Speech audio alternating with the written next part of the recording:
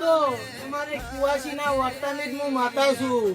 હું કહું છું અને આ બુન દીકરીનો મારા હમ બહુ ભાવ છે અને ભાવની પૂછી છું. હું કહું છું બરોબર. હું બીપડી શીખોતર દરેક ની જે કહું છું દરેક ને મજા કહું છું.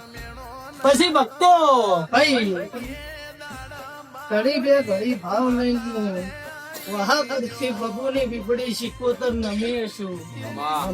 તો આ મારી મીઠની બેઠી છે. દરેક ને મારો ભગવાન આનંદ કે છે.